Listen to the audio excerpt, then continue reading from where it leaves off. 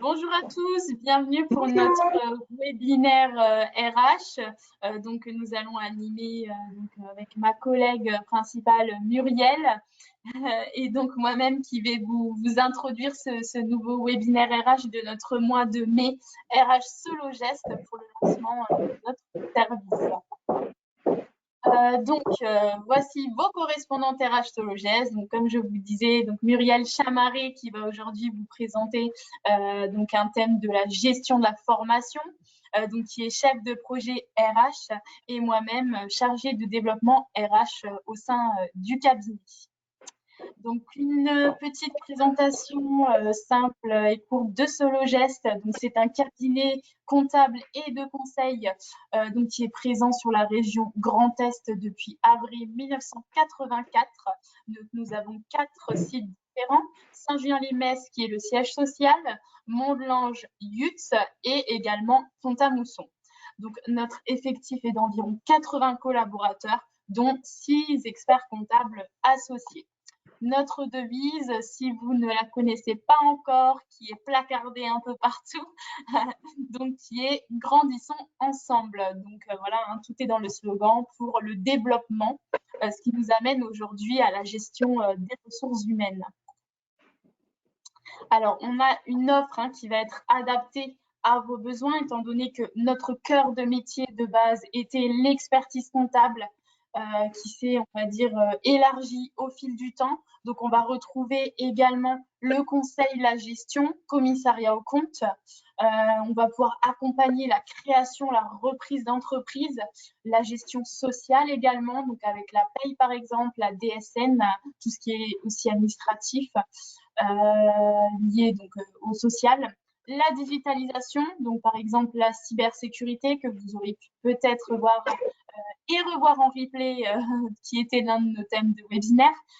Et aujourd'hui, ce qui nous importe, donc le lancement de notre service ressources humaines, où là, on va pouvoir traiter divers sujets.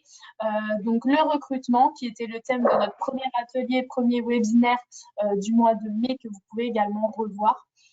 Mais également tout ce qui va traiter, par exemple, des obligations sociales, le CSE, les entretiens obligatoires, non obligatoires, qui nous sont également abordés lors de notre parcours RH, la sécurité également, et le suivi de formation que vous allez pouvoir découvrir aujourd'hui grâce à Muriel. Donc, avant de lui passer définitivement la parole, pour introduire le thème aujourd'hui, entretenir et développer les compétences de vos salariés, un levier de performance pour votre entreprise. Voilà. Je te laisse la main, Muriel, et puis je vous souhaite une bonne présentation à tous. Merci Lisa pour cette introduction. Oui, effectivement, aujourd'hui, on va parler formation au sens large. Alors, qu'est-ce que nous allons voir dans ce webinaire?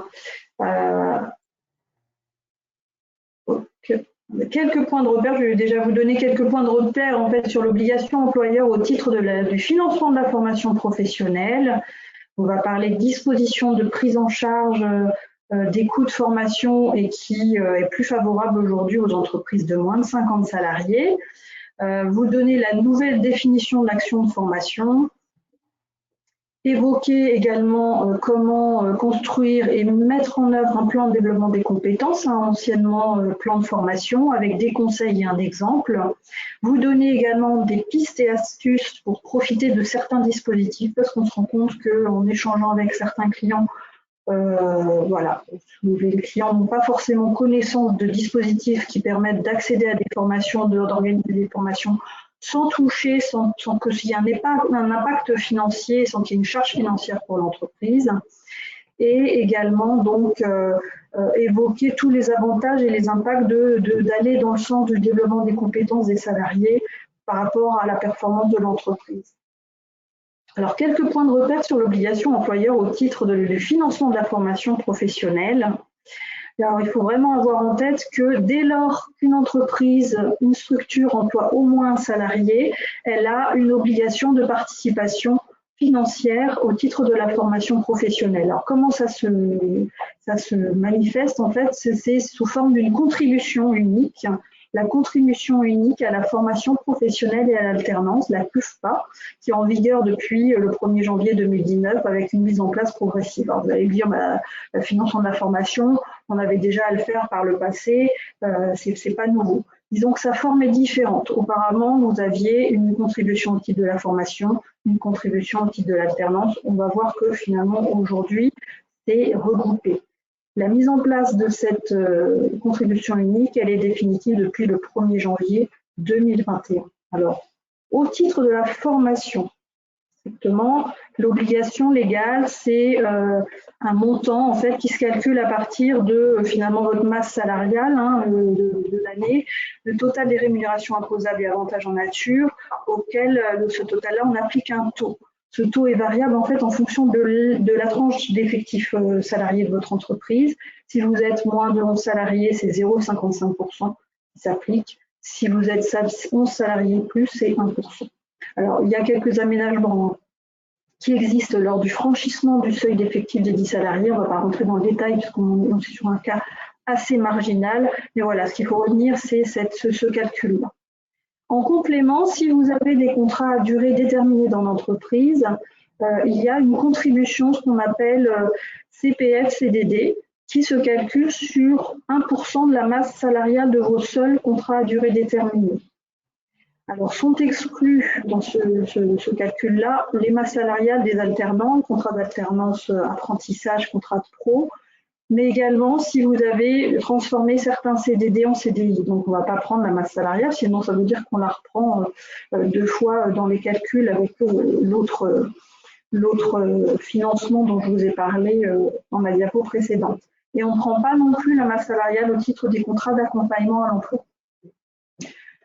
Vous pouvez avoir éventuellement en complément ce qu'on appelle la contribution conventionnelle de la formation, c'est-à-dire que certaines branches de professionnels, certaines conventions collectives prévoient une contribution complémentaire avec un pourcentage de la masse salariale à apporter sur le financement des salariés.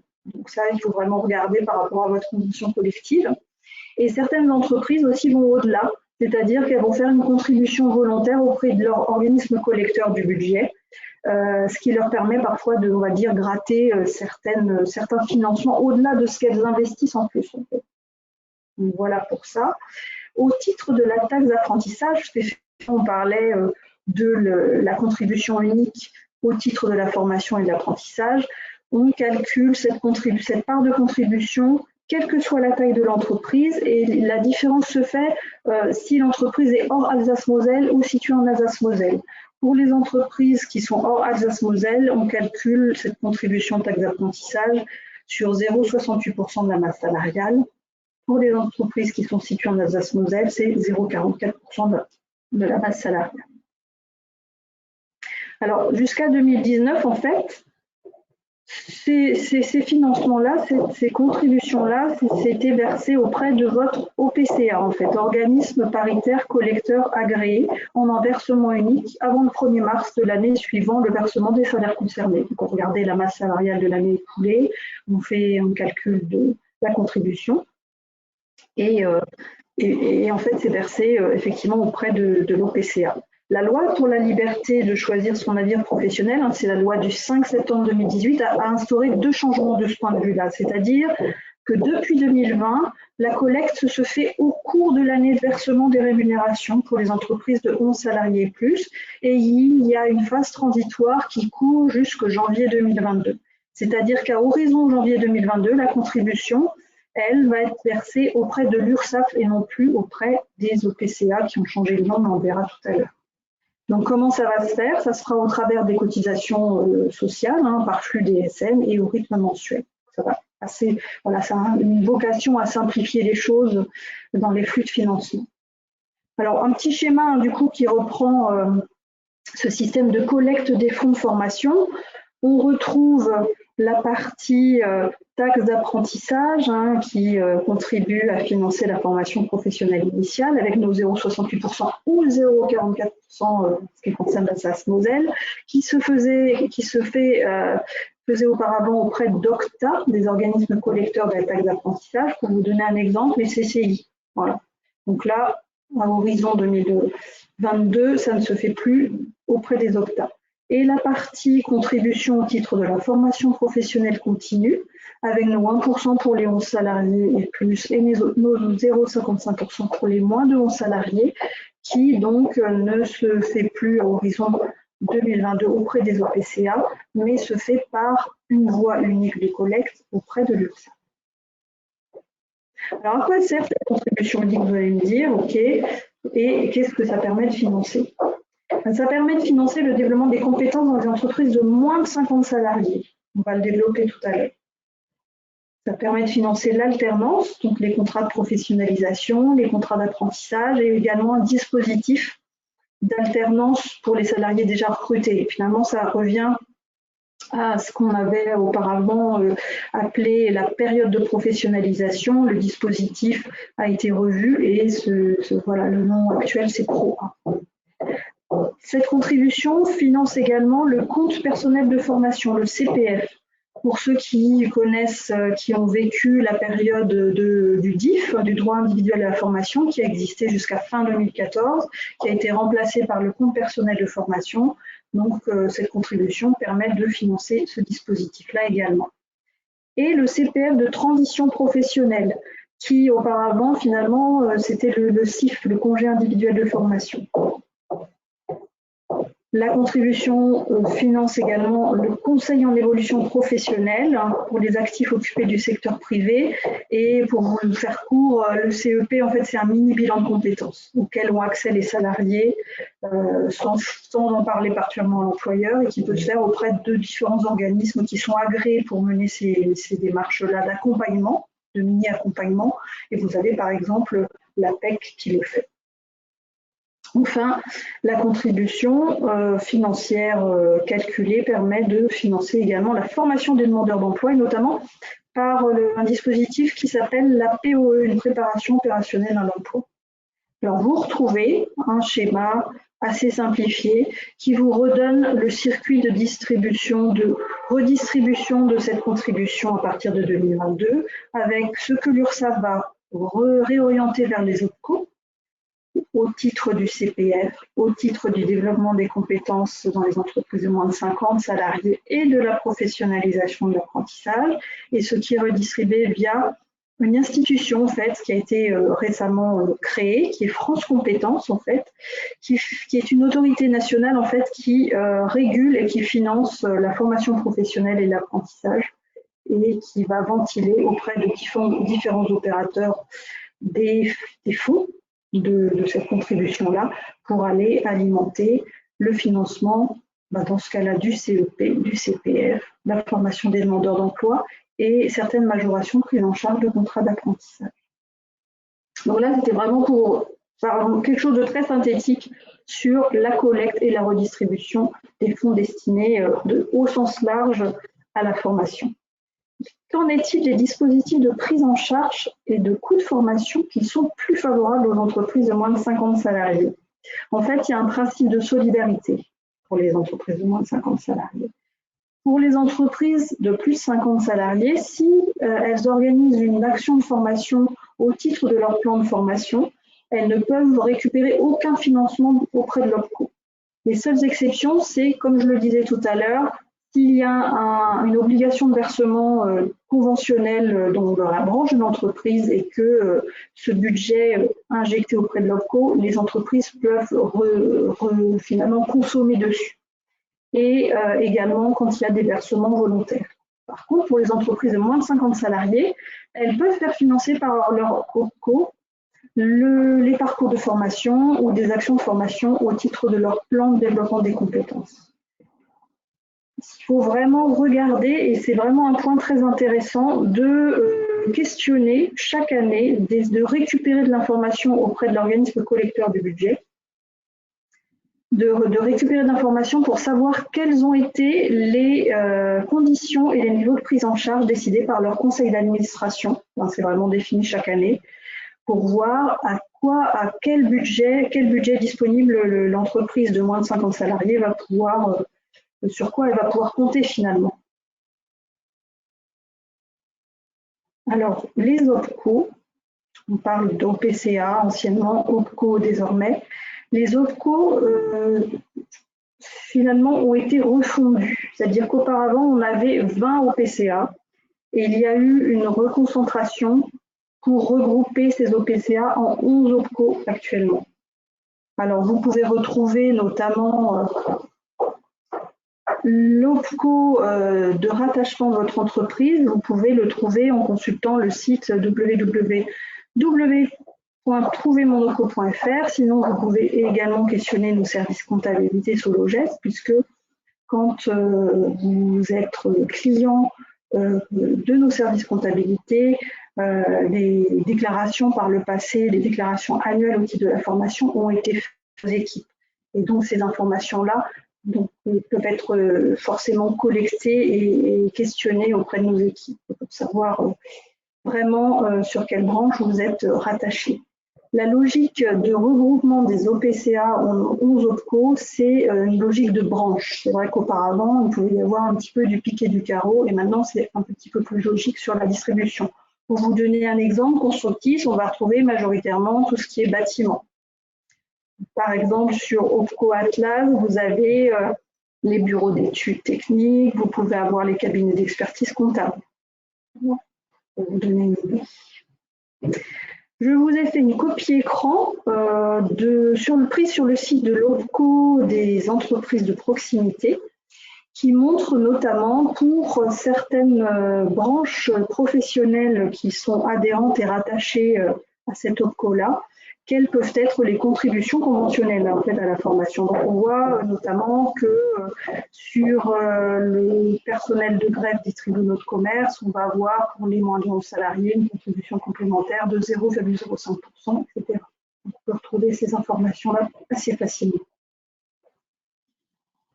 J'aborde la troisième partie du webinaire pour parler de ce qu'on englobe dans la définition aujourd'hui d'une action de formation. Au sens de l'article L6313-1 du Code du travail, les actions concourant au développement des compétences regroupent à la fois des actions de formation comme on peut l'avoir sur les plans de développement des compétences, mais aussi tout ce qui concerne l'apprentissage, les validations d'acquis d'expérience et les bilans de compétences.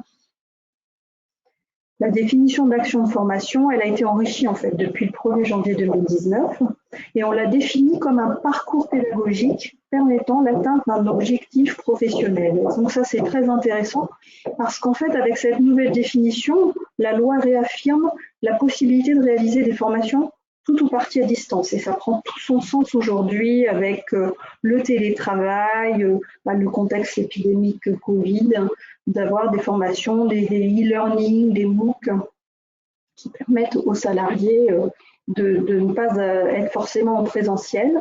Et également, un point très intéressant que l'on abordera plus en détail plus loin dans le webinaire, c'est que la loi reconnaît officiellement les actions de formation en situation de travail, ce qu'on appelle les APEST.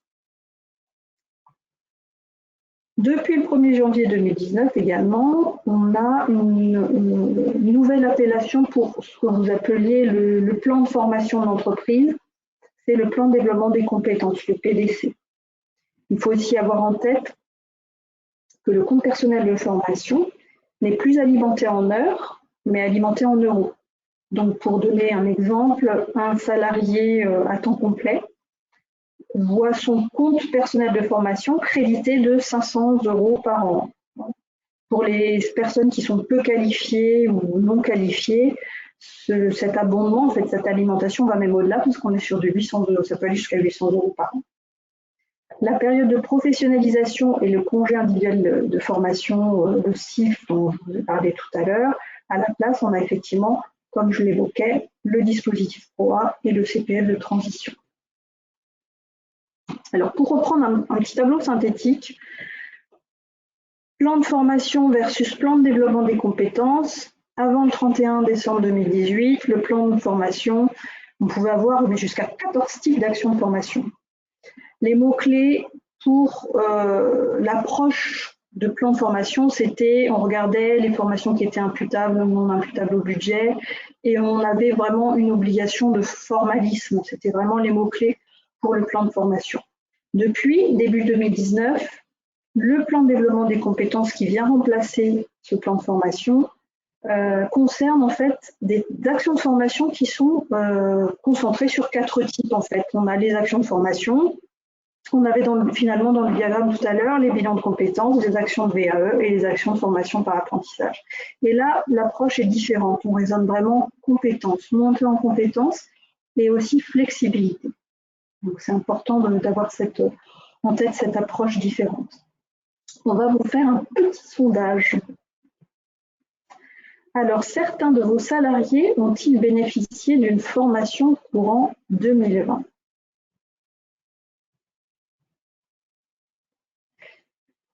Alors, on vous laissera, voilà, on vous laisse quelques minutes pour pouvoir répondre à l'âge.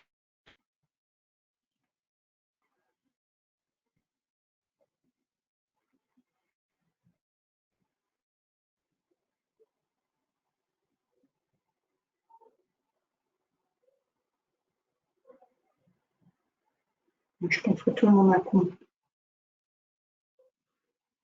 La connexion au réseau visiblement est lente. J'espère que vous avez tous eu l'information.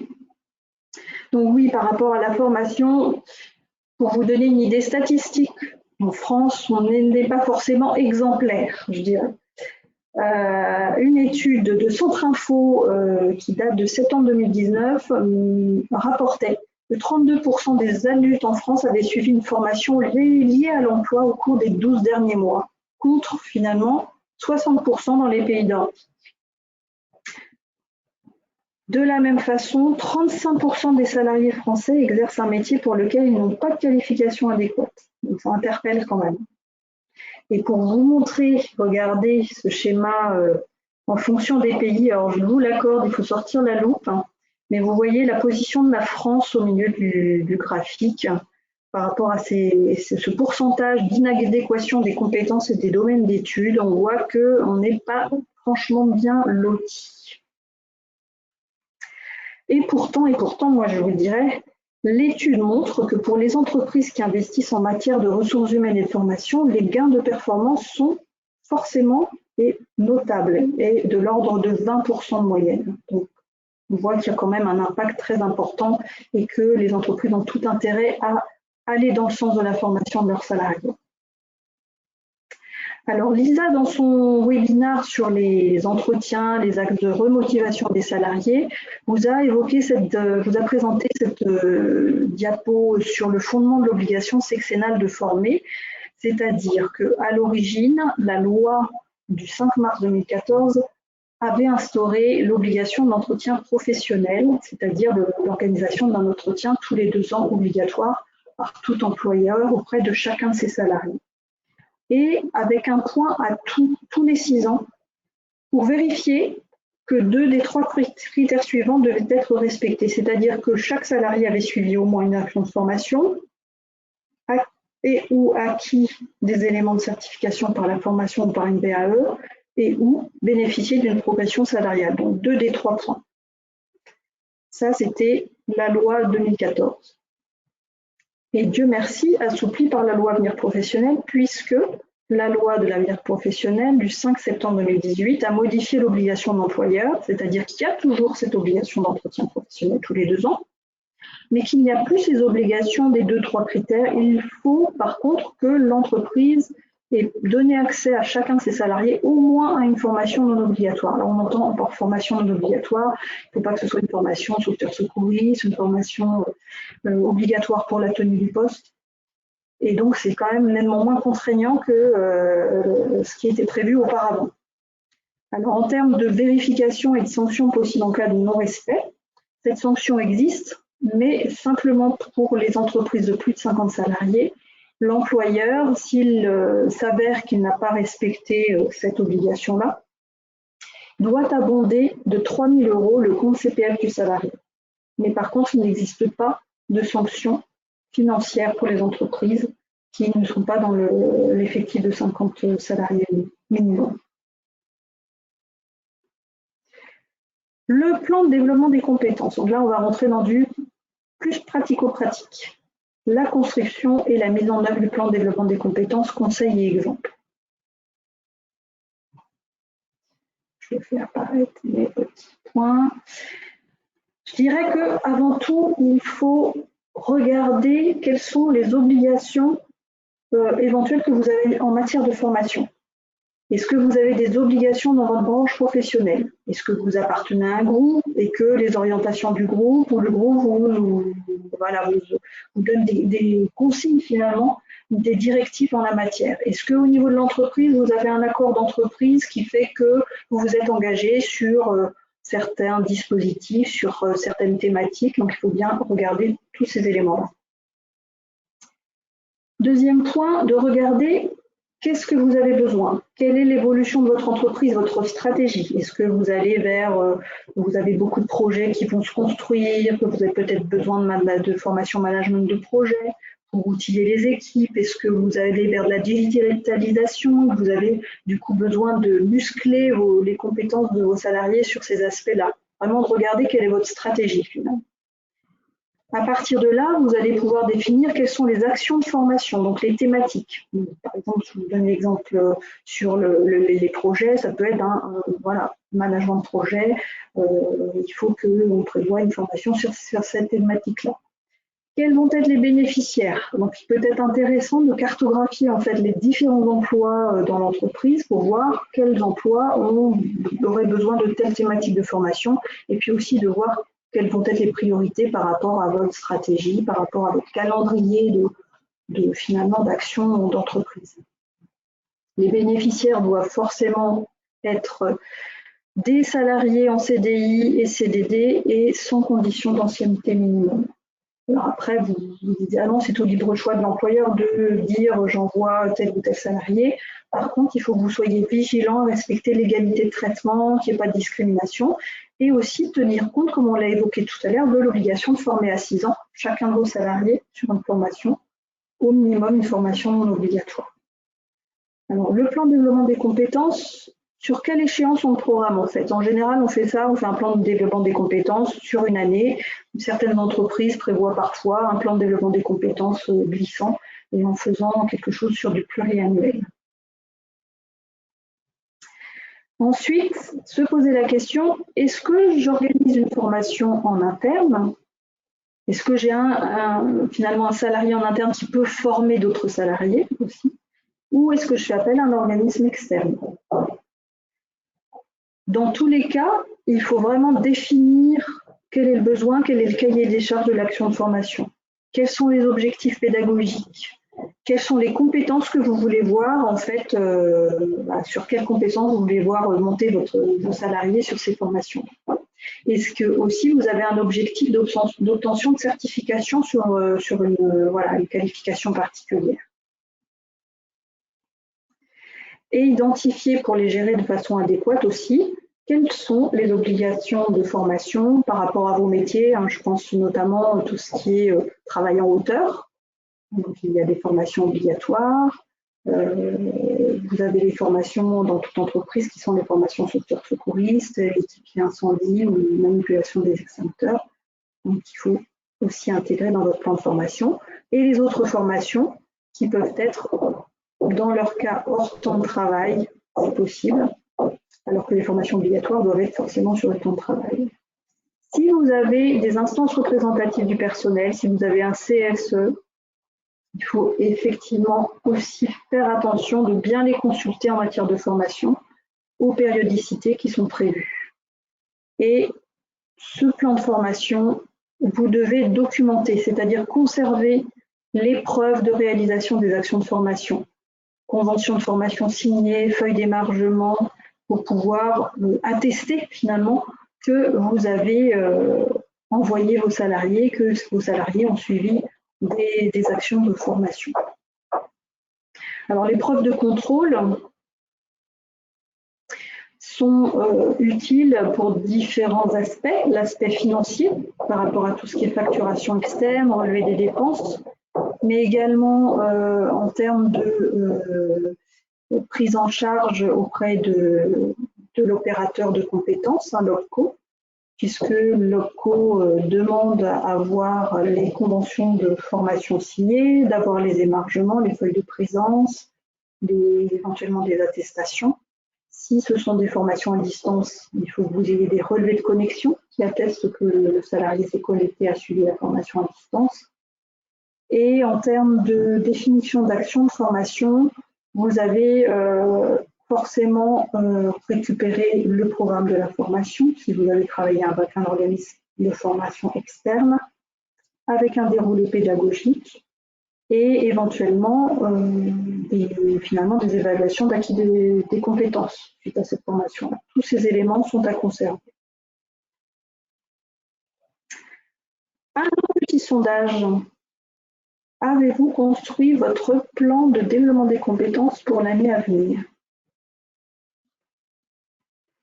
On vous laisse quelques minutes.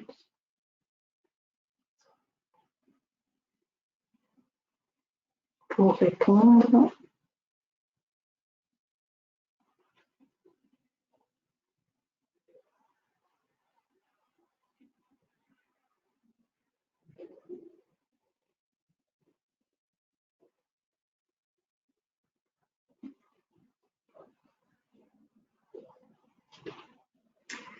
Je voulais vous faire un focus également sur comment choisir une formation.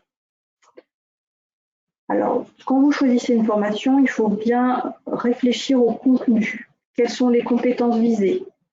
Si une action certifiante existe et si l'organisme de formation le propose, est-ce que vous en avez besoin? Est-ce qu'elle est requise? Et que vous ayez bien défini l'objectif, les objectifs pédagogiques avec leurs détails. Il faut aussi considérer le bon type de pédagogie. Est-ce qu'il est plus pertinent pour la thématique de formation, que ce soit une formation en présentiel, une formation sur poste, ou bien quelque chose qui soit à distance? Est-ce que ça peut se tenir à distance en e-learning, ou peut-être en atelier d'entraînement? Le choix du prestataire également est important.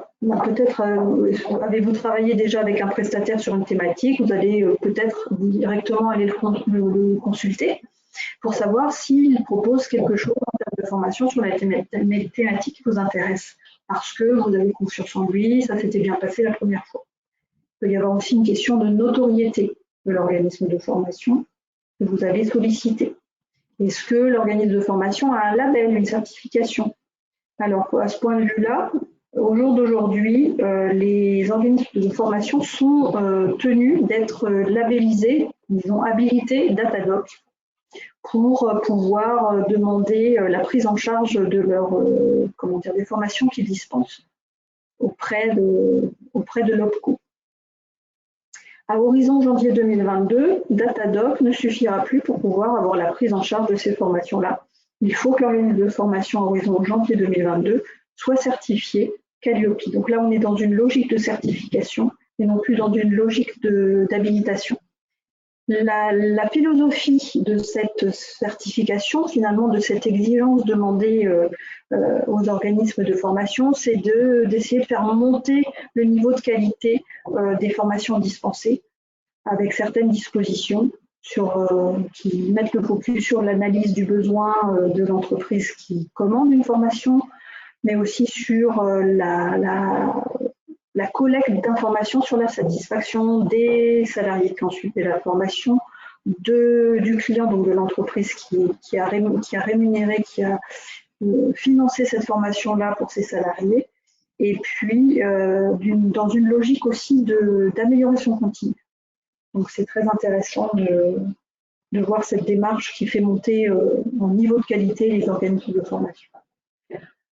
Pour le choix du prestataire, c'est aussi de regarder si une formation sur mesure est requise. Donc on peut avoir des formations un peu catalogue proposées par les organismes de formation.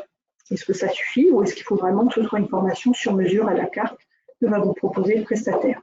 Évidemment, vous allez regarder le prix et regarder si l'offre d'action certifiante, quand elle est requise, comment est-ce qu'elle vous est proposée. Et un autre point qu'il ne faut pas négliger, c'est la proximité géographique. Alors moi, je pense à vos salariés qui ont peut-être des enfants en bas âge, qui ont peut-être des contraintes finalement d'organisation personnelle par rapport à leur vie familiale.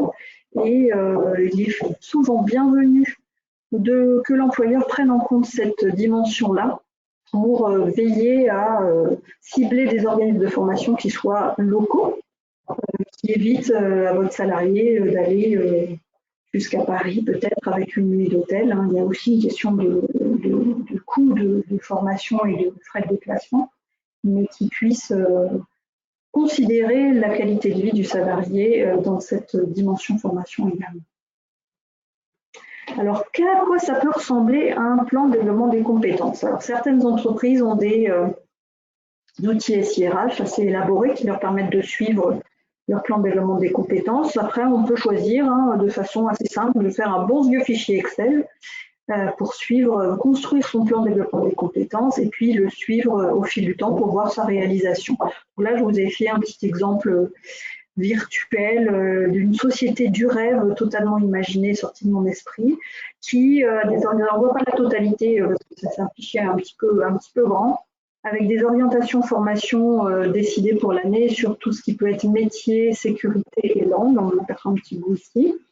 Et qui a consulté son opérateur de compétences pour savoir, donc en début d'année, quel pouvait être son budget disponible de financement de formation qu'il organiserait finalement, donc entreprise de moins de 50 salariés. Imaginez, l'OPCO lui a dit, bon, vous pouvez avoir une disponibilité de 5 000 euros. Cette entreprise-là a fait l'inventaire de ses besoins en formation au regard de son activité, de sa stratégie, également aussi peut-être de souhaits de salariés exprimés lors de leur entretien professionnel, et donc a identifié qu'il y avait besoin d'une habilitation électrique pour électricien pour son salarié Luc Dupont, d'une formation MEG module facturation, d'ailleurs que peut dispenser Sologest pour son comptable Laurent Vigneault, et un salarié a demandé à pouvoir monter en compétence sur de l'anglais lors de son entretien professionnel. De par sa fonction commerciale, c'était pertinent. Donc, M. Leroy va pouvoir avoir accès à une formation perfectionnement d'anglais. Donc, vous trouvez, là, il y a une formation métier sur des bavurages. Et puis, une formation pour les managers de l'entreprise sur le déploiement, la conduite des entretiens professionnels et de progrès. Donc, je vais aussi vous accompagner sur cet aspect-là. Donc, dans ce plan de développement des compétences, on retrouve le nom du salarié, le domaine de thématique, on va dire, de formation au sens large, l'intitulé, à quel département de l'entreprise le salarié est rattaché, l'organisme de formation quand il est choisi par l'employeur, la durée de la formation, les dates qui sont définies quand un devis a été demandé auprès de l'organisme, où la formation va se dérouler. Là, vous voyez par exemple que la formation d'anglais se passe à distance, le coût pédagogique, suite au devis auprès de l'organisme de formation, éventuellement s'il y a des frais annexes, les frais de salaire chargés pour avoir une notion de coût total. Et puis, sur la suite de ce fichier-là, vous pouvez avoir tout ce qui est un peu suivi pour savoir où vous en êtes. Est-ce que j'ai fait ma demande de prise en charge auprès de l'OPCO? Est-ce que j'ai fourni ma convention, mes feuilles d'émargement au fil du temps, au fil de la réalisation de ces différentes formations? Et est-ce que l'OPCO m'a remboursé? Ou est-ce que éventuellement j'ai eu une subrogation? Alors la subrogation, c'est si vous n'avez pas avancé les coûts pédagogiques de la formation, mais que l'OPCO finalement rémunère, finalement paye directement l'organisme de formation à votre place. Et le fait de suivre ce plan de développement des compétences sur un bon vieux fichier Excel, comme je vous disais, vous pouvez aussi du coup en tirer quelques informations et indicateurs qui peuvent être intéressants de valoriser auprès de vos salariés. Là, on voit que l'entreprise a formé 20% de son effectif à fin 2020. Elle avait donc organisé 5 formations qui ont concerné 7 salariés différents. On peut avoir certains salariés qui ont accès à plus d'une formation. Que le nombre total d'heures d'accès à la formation en 2020 était de 106,50 et qu'au final, le coût total pédagogique investi dans la formation est de 5 750 €, donc versus l'enveloppe disponible récupérable auprès de l'OPCO, ça veut dire que l'entreprise, dans notre exemple, a débordé de 750 € son budget possible. Voilà. Donc ça vous donne un exemple de suivi. Quelques pistes et astuces. Alors, il peut être vraiment intéressant d'inciter les salariés à utiliser leur CPF en fait pour des actions de formation qui peuvent être à leur demande ou des formations qui peuvent être utiles à votre entreprise et aux salariés. C'est vraiment à aborder avec les salariés en bonne intelligence, en échange avec le salarié pour voilà, une opération finalement gagnant-gagnant. Parce que le compte personnel de formation plafonne au bout d'un moment, c'est-à-dire que le salarié va devoir incrémenter 500 € par an pour un temps complet, etc. Mais ça va plafonner au bout d'un certain temps. Donc, autant que finalement ce compteur soit utilisé et puis se recrédite pour atteindre les plafonds si besoin. Les actions collectives de formation proposées par les OPCO également, on va voir ça. Ça, c'est vraiment un dispositif intéressant. Le FNE formation et les AFES. Autre petit sondage. Connaissez-vous l'existence des actions collectives de formation proposées par les OPCO? Je vous laisse un petit temps.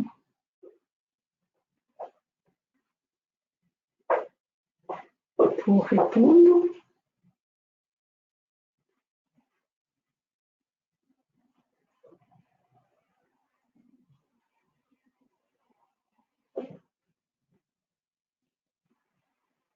Tout le monde a répondu. Parfait. Alors pourquoi j'attire l'attention sur ce dispositif-là? C'est qu'effectivement, en échangeant avec des clients ou dans la vie courante, je m'aperçois que c'est assez méconnu. Là, je vous ai mis un scan écran pris sur le site internet d'OPCO Atlas pour les actions collectives qu'ils négocient et qu'ils organisent finalement, qu'ils proposent à destination des bureaux d'études techniques. Alors à quoi ça consiste? C'est-à-dire que les OPCO vont regarder quelles peuvent être des thématiques de formation pertinentes par rapport à une branche donnée, par rapport à une activité donnée, et vont proposer un catalogue. Et en fonction de l'effectif de l'entreprise, vous allez pouvoir avoir accès, ça fonctionne différemment en fonction des OPCO, mais souvent les OPCO ont ce dispositif-là. Les thématiques sont donc différentes en fonction des branches et les entreprises, en fonction de leur effectif, vont pouvoir avoir accès à 2, 3 de ces formations-là par an.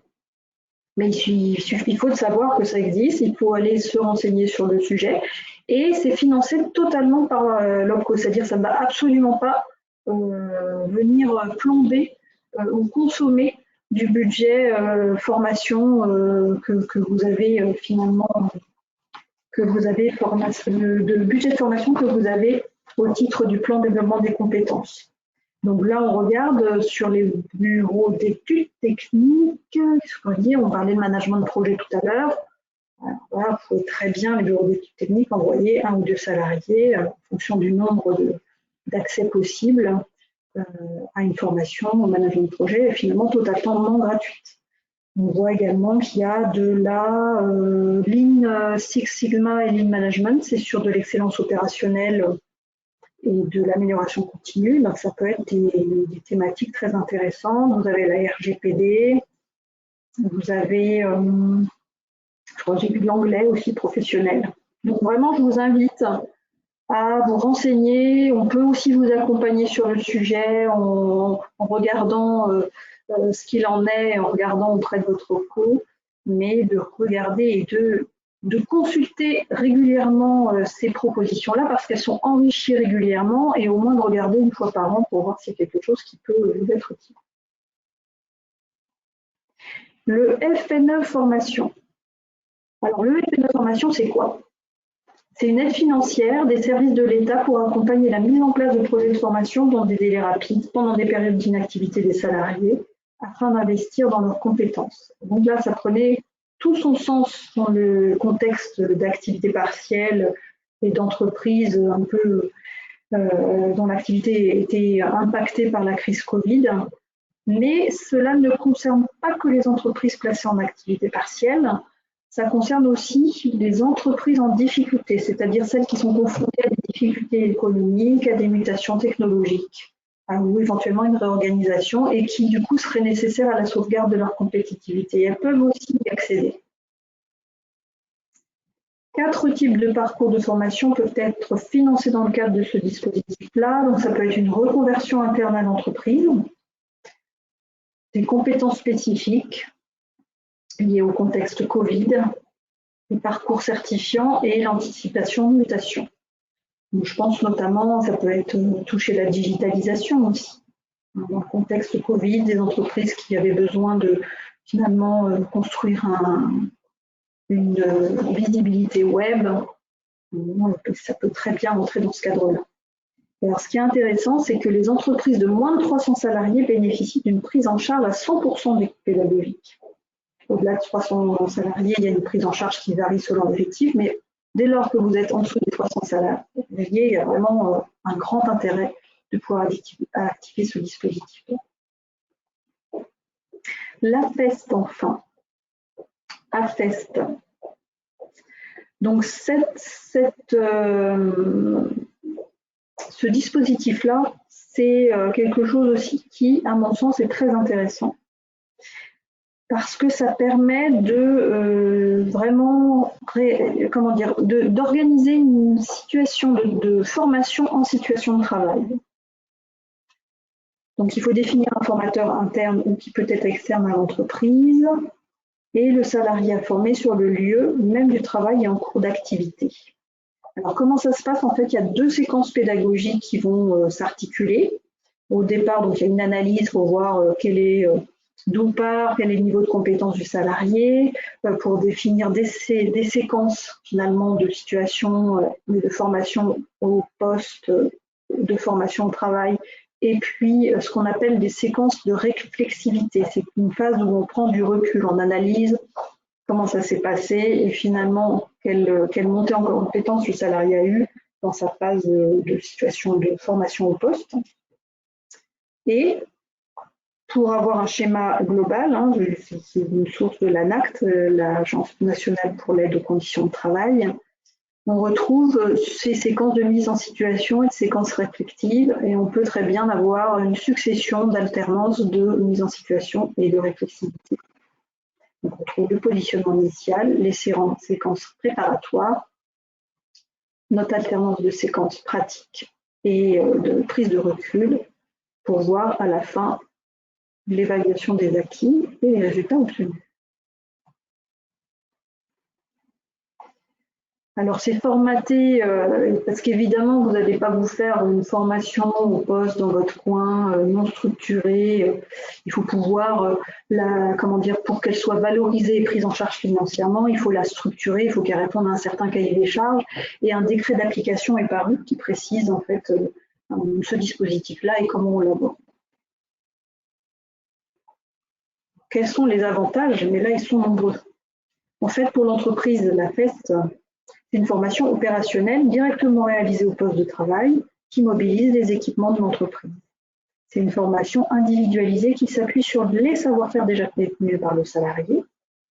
Elle apporte une réponse adaptée à des besoins en compétences précis de l'entreprise pour lesquels il n'existe pas nécessairement d'offres de formation externe pertinentes. C'est vrai que on entend parfois des clients qui ne trouvent pas le contenu de formation, la formation en externe par un organisme de formation externe qui puisse répondre à leurs besoins. Ça peut être vraiment une possibilité d'adapter et d'avoir vraiment la formation sur mesure en interne dans son entreprise. Et puis, ça permet une continuité de production, une continuité de l'activité, même si ralentit forcément, puisque le salarié passe du temps à être formé. Mais le salarié ne s'absente pas de son poste de travail, donc c'est intéressant. Et côté salarié, pourquoi est-ce qu'on a des avantages? C'est que c'est une modalité de formation motivante, parce que ça s'appuie sur ses acquis. C'est une formation personnalisée qui est proche des spécificités de son emploi. Il met en application directement les apprentissages et il peut avoir un renouvellement de séquences si on voit que les objectifs ne sont pas atteints. Et il y a une prise de recul par rapport à ces fonctions et la possibilité de gagner rapidement en autonomie sur son poste de travail. Donc c'est vraiment un dispositif, réfléchissez-y, ça peut être très intéressant et pas que dans des secteurs industriels. Dernière partie de ce webinaire, développer les compétences de vos salariés, les avantages et les impacts. Alors on l'a vu tout à l'heure, mais je vous remettrai la diapo sur la performance, le gain de performance constaté pour les entreprises qui misent sur la formation de leurs salariés. Pouvoir raisonner la formation de ces salariés, la structurer, la penser, déjà ça vous permet aussi de regarder et de respecter les obligations légales, comme on l'a vu. Ça vous permet aussi d'être plus efficace administrativement, donc on est dans une performance de gestion. Vous avez également un impact parce que vous développez les salariés, vous développez les compétences de vos salariés. Ça contribue à la fidélisation de vos salariés, puisqu'en fait, c'est un salarié qui se sent accompagné pour monter en compétences, qui propose peut-être demande des formations et son employeur y accède.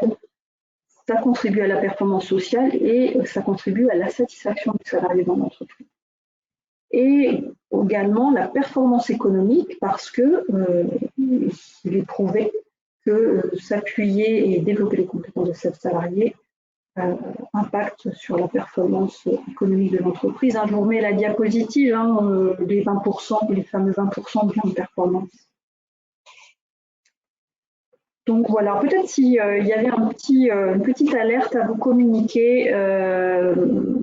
Je ne sais pas si vous avez en tête la deadline qui était donnée pour consommer ou les heures de DIF, ancien dispositif droit individuel à la formation.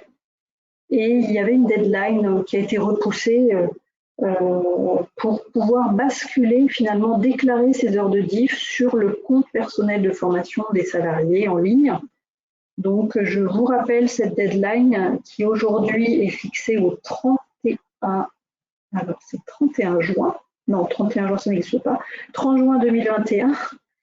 Et qui, je vous invite à communiquer auprès de vos salariés pour qu'ils aillent ouvrir leur espace Mon compte formation en ligne s'ils ne l'ont pas fait et qu'ils aillent saisir le solde de compteur DIF qu'ils avaient à fin décembre 2014, qui normalement devait leur être communiqué par le bulletin de paye ou une annexe au bulletin de paye à cette période fin 2014, début 2015, pour aller le communiquer sur le site et télécharger le justificatif pour que ces heures ne soient pas perdues.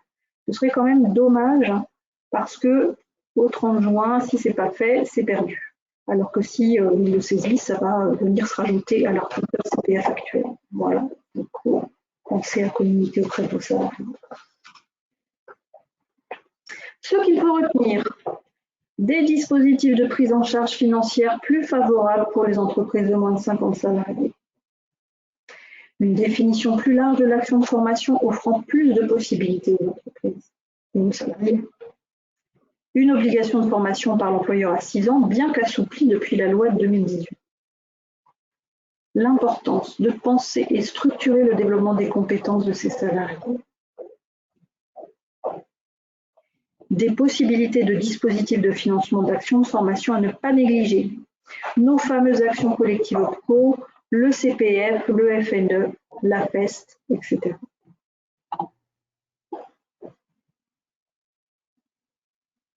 Raisonner le développement des compétences de ces salariés comme un investissement et non. On l'a vu, je le répète, il y a un réel impact sur les performances de l'entreprise. L'entreprise peut faire gagner en compétences ses salariés et de ce fait avoir un effet sur sa productivité, son efficacité de fonctionnement, donc vraiment à penser dans ce sens-là.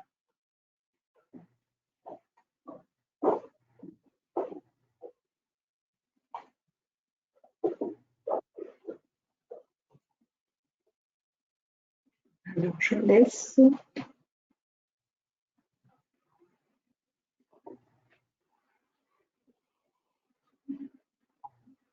Pour ma partie, voilà ce que je voulais vous communiquer par ce webinaire sur la gestion de la formation. Si vous souhaitez poser des questions, n'hésitez pas. Si vous souhaitez un support ou un accompagnement par Sologès sur ces dispositifs, sur le pilotage de vos formations, nous sommes aussi là pour vous accompagner si vous le souhaitez.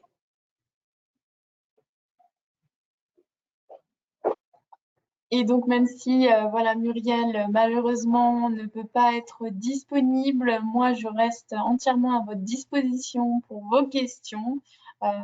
Et puis, de toute manière, comme disait Muriel, hein, on reviendra vers vous sans problème par mail ou autre moyen de communication.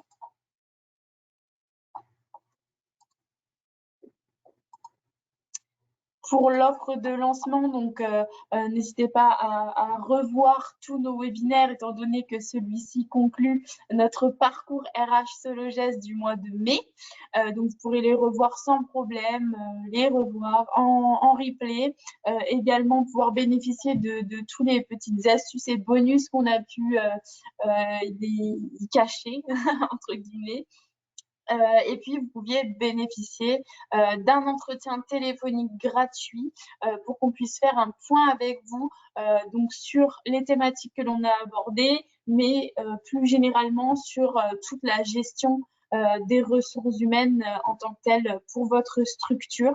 Donc, que vous ayez un salarié à plus de 500, voilà, on sera à même de pouvoir vous aider, en tout cas vous conseiller et vous accompagner sur diverses thématiques RH. En tout cas, on vous remercie beaucoup pour vos participations, pour tout. Et puis, n'hésitez pas encore une fois à nous contacter. Donc, Muriel, moi-même ou même Christelle par n'importe quel moyen. Tous les chemins mènent à Rome et on sera prêt et disponible pour vous.